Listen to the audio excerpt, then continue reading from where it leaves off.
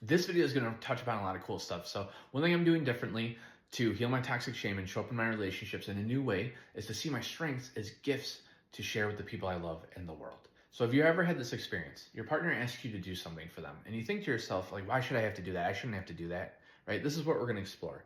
First, I want to let you know it's a very human experience, so there's no judgment. But where does it come from?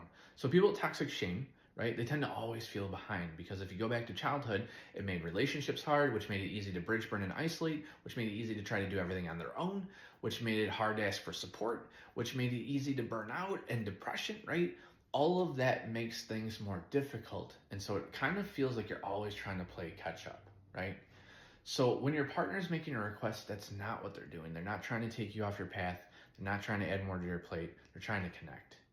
And another place that this comes from is people with toxic shame, they tend to not ask for support, right? They try to be very independent and do everything they can on their own and not let people know. So when a person makes a request, part of you unconsciously is like, wait, we don't do that. What are you doing?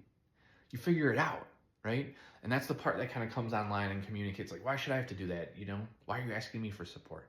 So how do you sidestep this? So an old me, please learn from me, used to think that me and my partner had to be like the exact same person with the same skill sets at the same levels so we could kind of like operate independently of each other and cover more ground. But that is not how a relationship works, right? Think about that. It's very isolating. Like, why would we ever be like, sure. Okay, so what's healthier?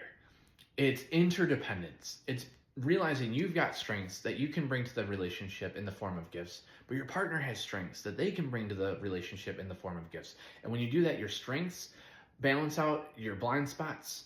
You become more adaptable. It's easier for you to succeed with whatever life throws your way, and you're tapping into mutual respect and equanimity.